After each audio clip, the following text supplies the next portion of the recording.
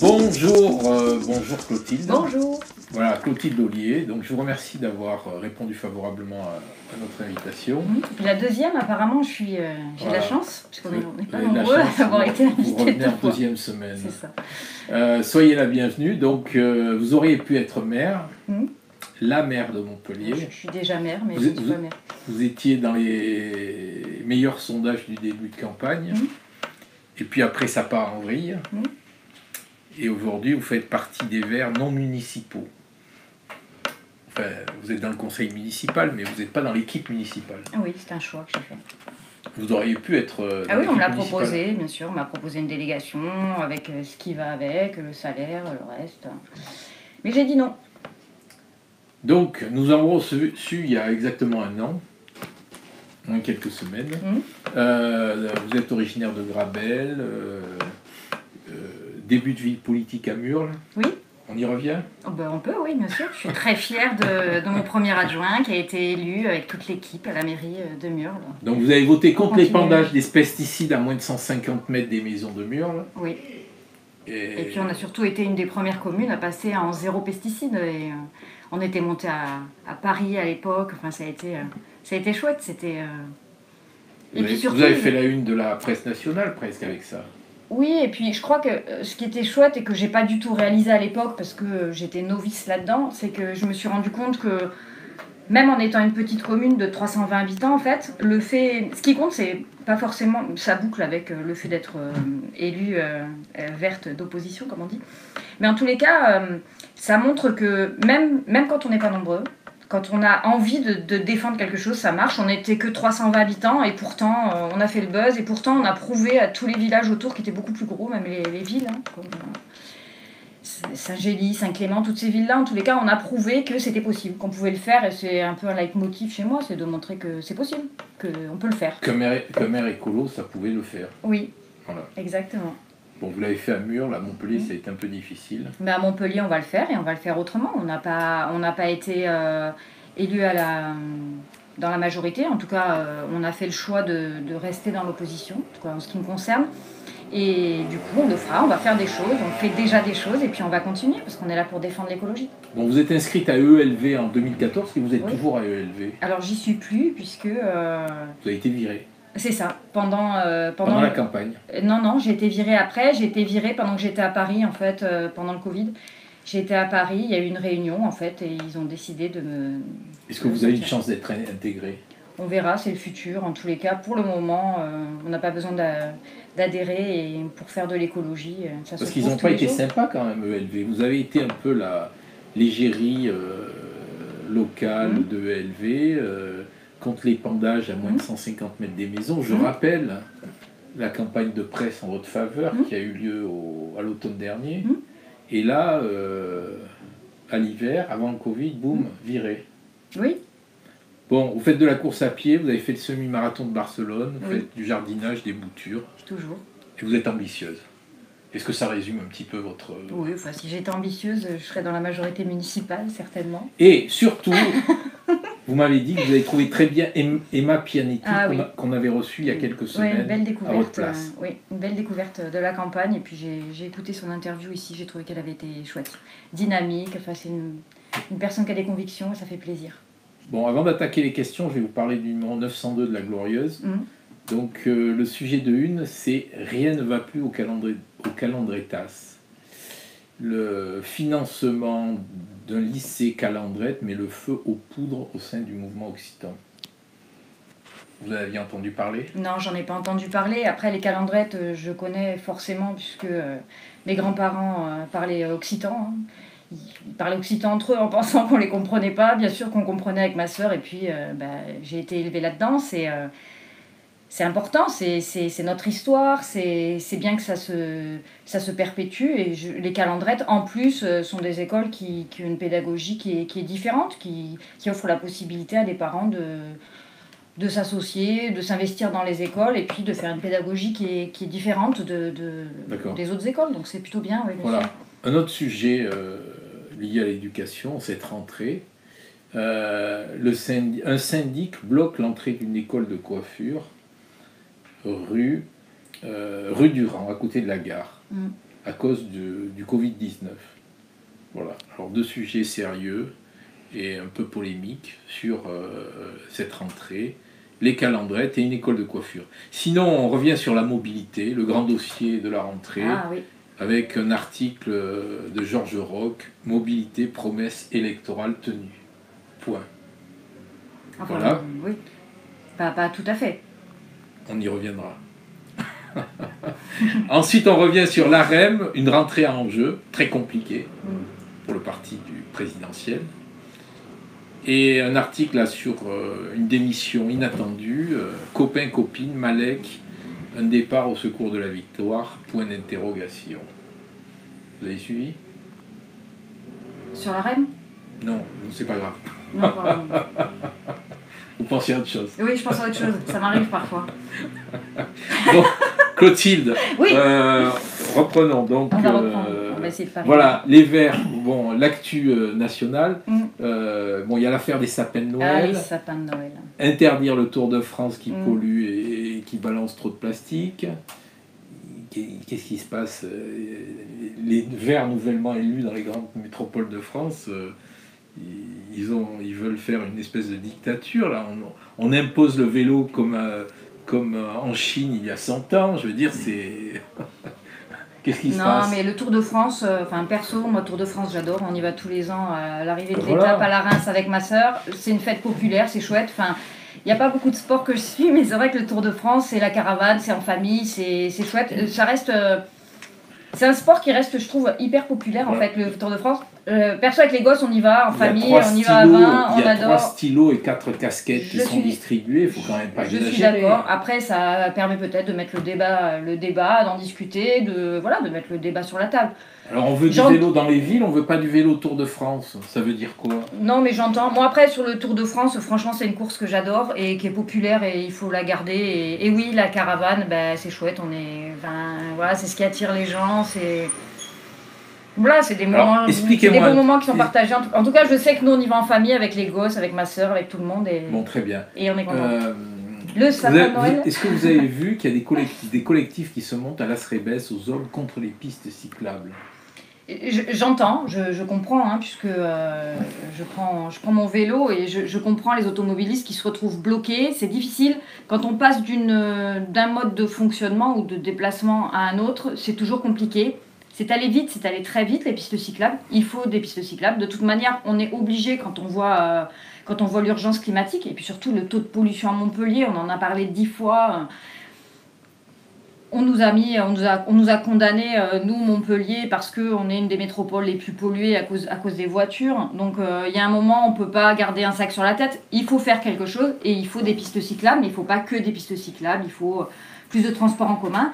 Et puis, il faut surtout permettre aux voitures de pouvoir se déplacer autrement. C'est-à-dire que là, les voitures, on a mis des pistes cyclables. C'est-à-dire j'ai aussi une voiture, donc on se retrouve complètement bloqué pour rentrer dans Montpellier, parce qu'il n'y a plus qu'une voie. C'est vrai que c'est compliqué, j'entends, je comprends. Alors, Clotilde, explique-moi un truc. Pourquoi les écolos, l'année dernière, ont fait au moins 5 ou 6 happenings devant la gare, qu'ils reprochaient à Philippe Sorel, qui n'était pour rien, parce que c'est pas lui qui a voté la gare.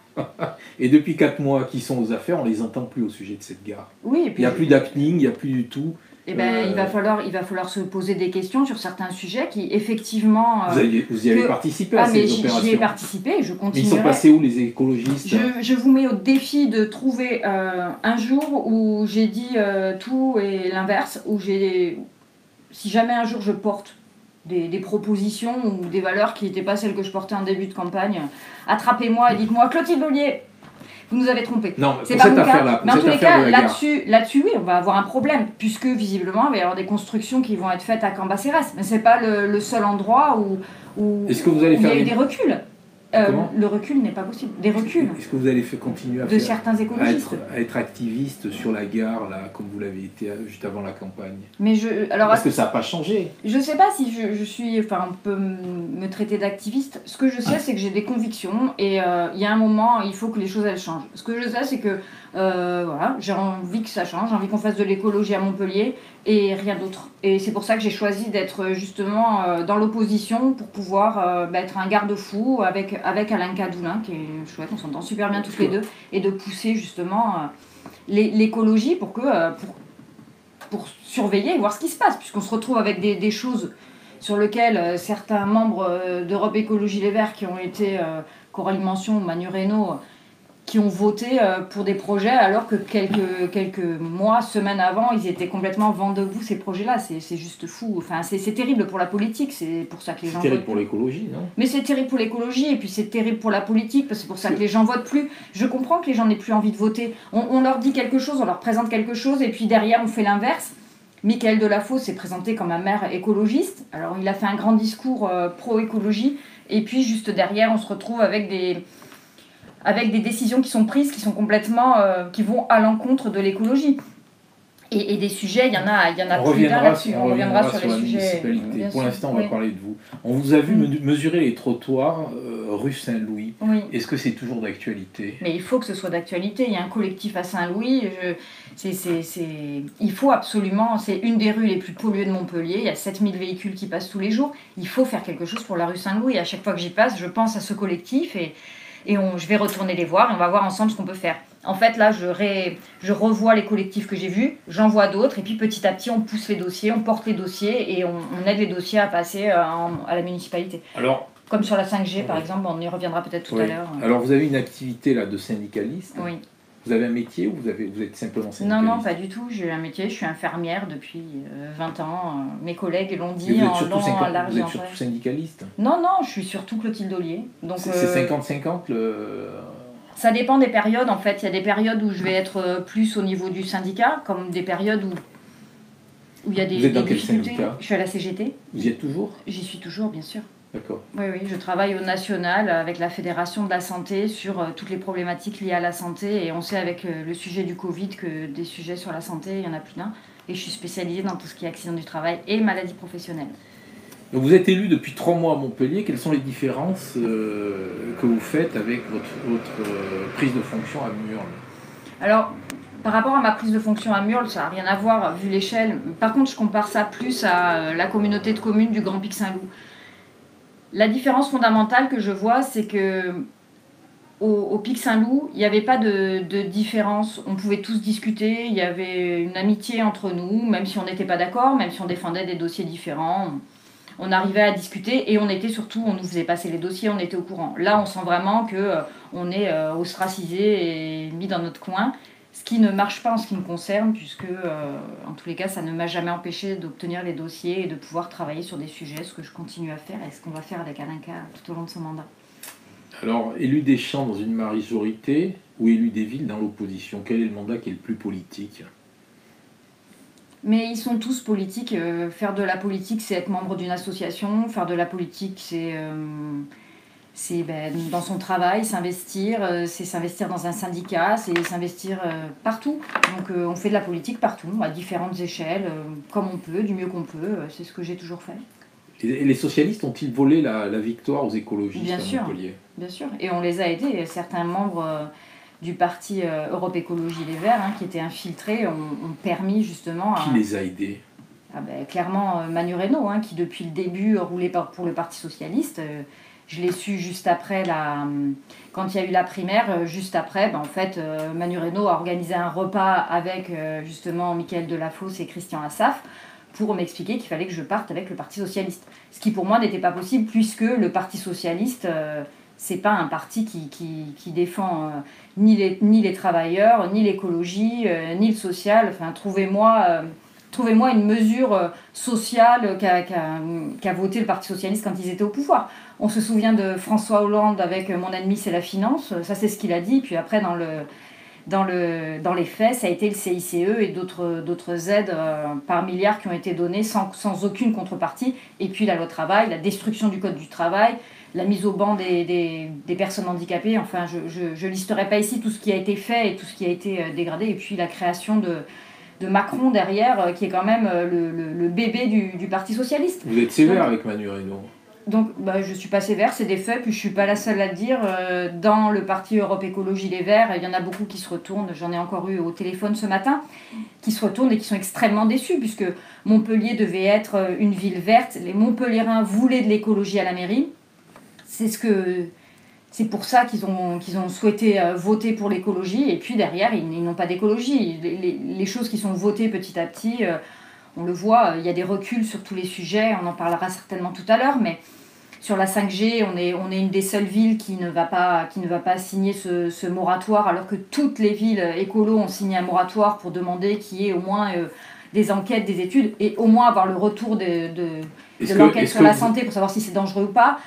Montpellier est une ville où on va voter le changement sur le PLU, on va décider sur une zone, il y avait un article justement dans votre journal la semaine dernière, ou sur le domaine de Verchamp, on va transformer des terres agricoles, on va y revenir, mais en tous les cas, sur de nombreux sujets, il y a un recul, et ça, c'est pas possible. Les écologistes, ils doivent être là en sorte de vigie pour dire non, ça, c'est pas possible, et pousser l'écologie.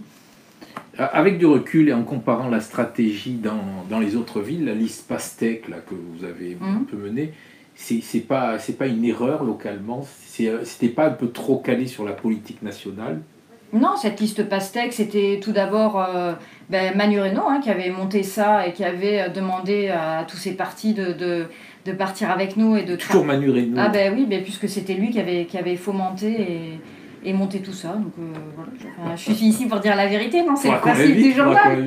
Il faut l'inviter, il faut lui demander de s'expliquer sur tous ces sujets-là. Mais puis après, c'est pas un secret, tout le monde le sait. Moi, je me cache de rien, j'ai rien à vendre. Je suis là pour dire la vérité, c'est le cas. On vient de m'expliquer le contraire. Donc cette liste pastèque était quand même trop calquée au niveau de la politique nationale. Non, au niveau local, ça pouvait pas fonctionner. Mais bien sûr que si, elle fonctionnait, puisque... c'est une question, c'est pas une affirmation. Non, mais j'entends.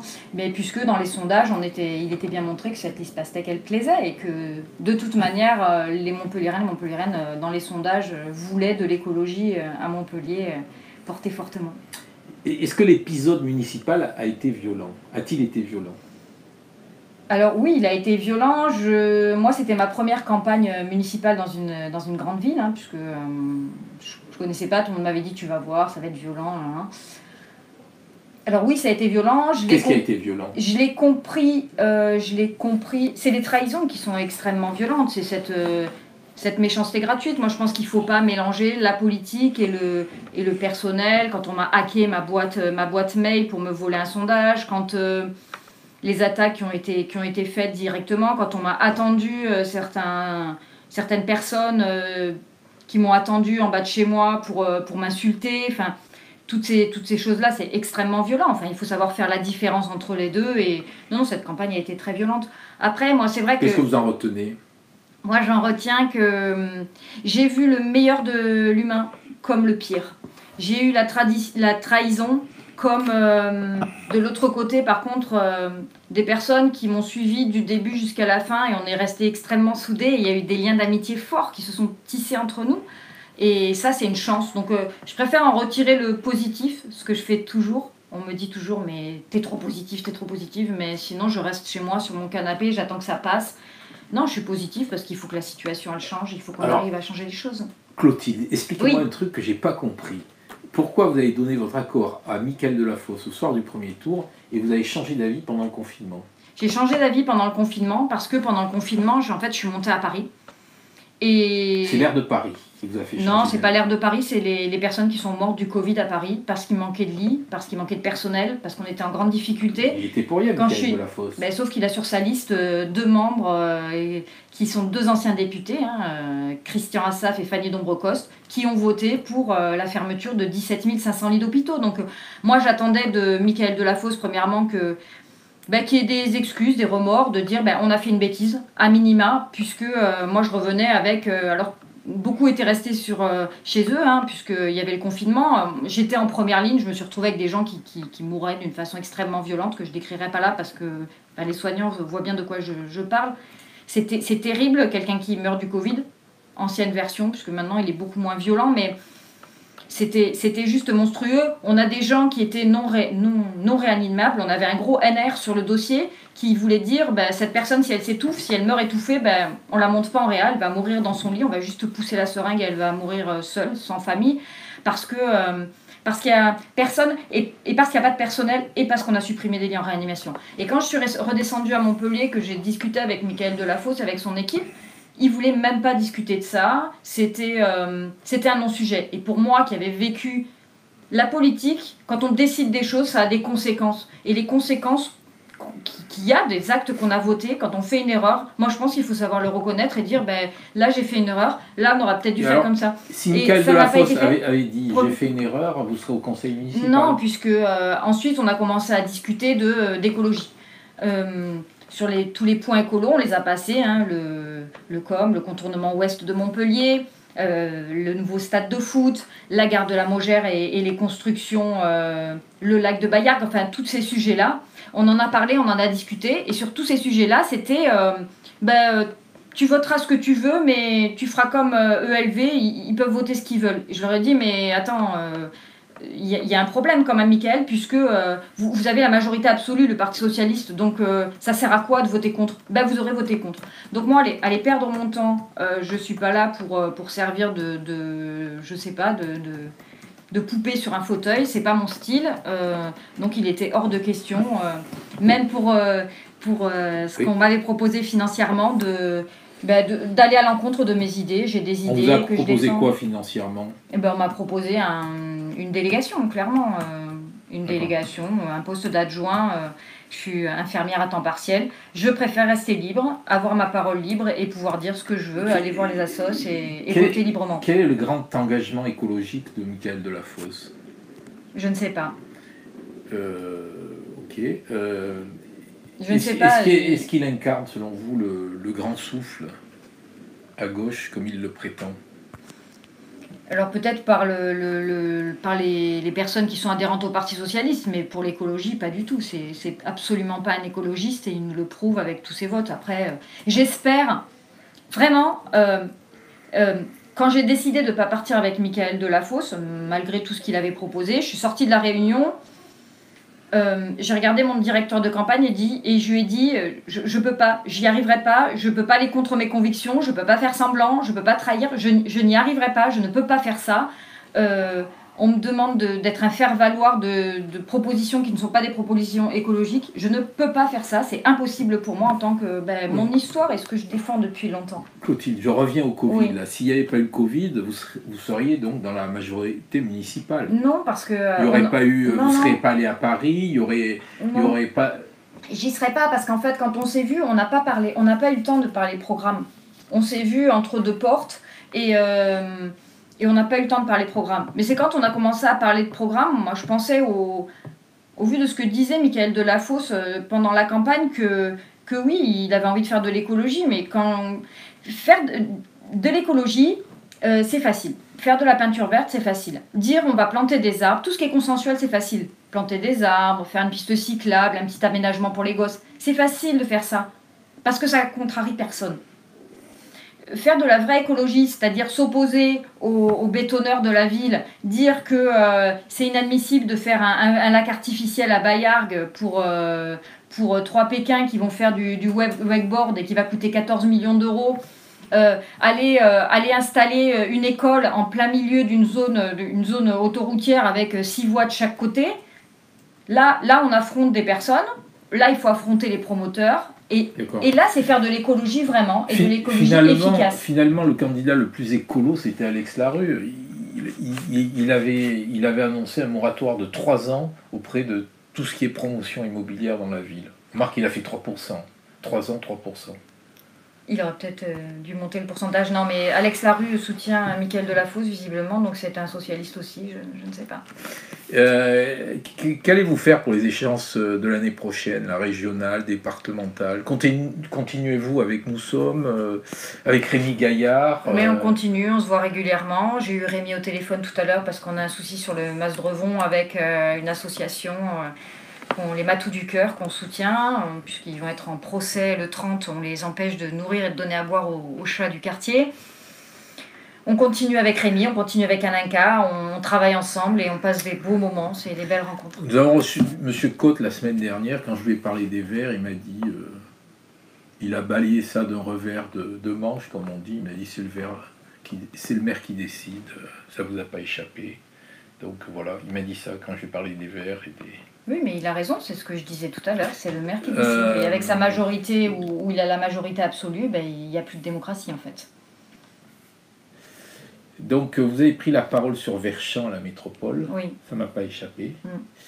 Est-ce que vous êtes satisfaite de la réponse de votre collègue, je l'appelle Stéphanie, Coralie Mention, quand elle vous a répondu? On ne peut pas être satisfait d'une réponse comme ça. C'est ce que je disais tout à l'heure sur l'écologie. Le drame de l'écologie, c'est de dire, mais c'est juste un hectare qu'on va bétonner. Elle vous a répondu quoi pour les auditeurs, elle vous a répondu quoi? Elle m'a répondu que c'était pas... Circuler, il n'y a rien à voir. Non, c'est juste un hectare qu'on va bétonner, en gros. C'est juste un peu moins d'un hectare qu'on va bétonner, c'est pas grave. C'est dramatique. C'est dramatique pour un écologiste de tenir des propos comme ça. Parce que à ce moment-là, ça marche partout. Et ça marche tout le temps. C'est-à-dire, c'est juste une usine qui pollue. C'est juste un pesticide qu'on va réautoriser pour les betteraves. C'est juste des abeilles qui meurent. C'est juste un cours d'eau qu'on a pollué. On ne peut plus réagir comme ça. On est à un moment... L'écologie, la différence entre le social ou d'autres choses et l'écologie, c'est que l'écologie, une fois que c'est planté, c'est fini. Une fois qu'on a pollué un cours d'eau, on l'a pollué et c'est fini. Le social, on peut toujours revenir dessus. L'écologie, on ne peut pas. Votre ex-collègue, elle vous a un peu envoyé balader. Ben, elle m'a envoyé balader, on a bien vu, il y a la vidéo sur ma page Facebook, on voit bien qu'elle est extrêmement mal à l'aise avec son point de vue, et elle est complètement muselée et ficelée avec le PS, ce que j'ai complètement refusé de faire. J'ai dit, je ne veux pas me retrouver dans cette situation-là. Elle a accepté de se retrouver dans cette situation-là, et je pense qu'elle n'a pas fini d'avaler les couleuvres. Pierre Mestre, là, le patron d'Orchestra, c'est un peu Scarface à Montpellier, il a le pouvoir, l'argent, il le montre. Il y a eu cette affaire au tribunal de commerce, je ne sais pas si vous l'avez suivi. Oui, j'ai suivi. Et la métropole s'aplatit. Pourquoi cette unanimité?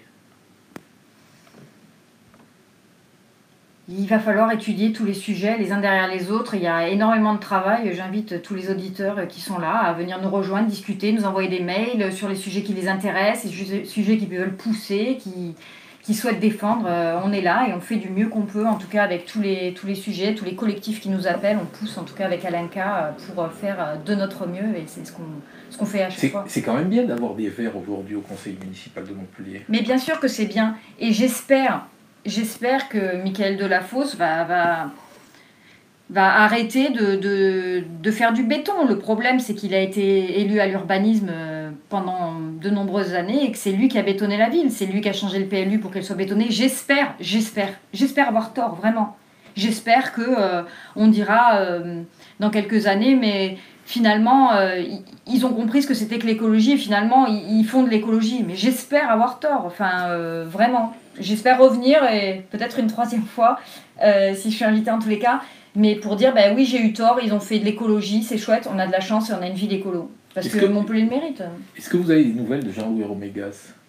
Oui, je l'ai croisé il y a quelques jours.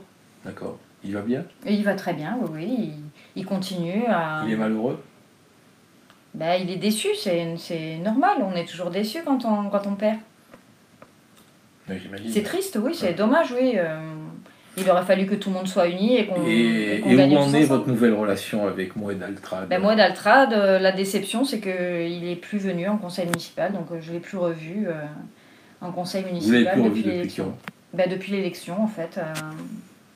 Il n'était pas présent le soir au pot qu'on a fait tous ensemble au soir du deuxième tour. Et puis depuis, on ne l'a pas vu. Donc il y a Serge Guispin qui... Vous avez des petits messages d'encouragement ou d'amitié, que sais-je? Mais il n'y a pas de message forcément. Après, nous avec Alenka, on travaille ensemble, on s'entend bien. Il y a le collectif Nous Sommes. De mon côté, il y a des personnes aussi, il y a du collectif. Et puis on travaille chacun de notre côté. Ensuite, on croise les infos, on travaille les dossiers ensemble. Enfin, c'est un vrai travail de fond qui est nécessaire. Est-ce que vous sentez que la grande fusion du deuxième tour pourra-t-elle rebondir? Laquelle de fusion? La grande fusion du deuxième tour. Avec qui? Avec Moed Altrad, avec Alenka. Mais sur ce deuxième tour, on n'a pas été compris en fait. On avait fait une liste où il y avait des écologistes issus du monde associatif, des écologistes de terrain. Il y avait la moitié des élus qui étaient des écologistes convaincus sur cette liste. Et puis un vrai plan de relance pour la ville. On est une des villes où il y a le plus de commerce de grandes villes où il y a le plus de commerces qui ont fermé depuis le Covid. C'est dramatique. Il faut un vrai plan de relance pour aider les commerces de proximité. Et pour ça, Moed Altrad avait un véritable plan de relance à 1,5 milliard. Et c'est là que c'était une alliance qui était surprenante, qui a surpris et que Et pourquoi, selon vous, les Montpelliérains ne l'ont pas compris, cette grande alliance? Ils n'ont pas compris parce que j'entends que ce soit surprenant et parce qu'on n'a pas eu le temps de convaincre, on n'a pas eu le temps d'expliquer. Quand on prenait le temps d'expliquer cette alliance, les gens comprenaient, mais le fait de ne pas avoir le temps d'expliquer, forcément, les gens ont été surpris et on n'a pas gagné cette élection. Mais en tous les cas, on est élus et on continue à travailler et on fait de l'écologie à Montpellier. On vous a vu couper du raisin avec Philippe Sorel. Oui. Est-ce que vous pourriez le rejoindre? Parce que lui aussi, il est malheureux en ce moment, tout le monde le quitte.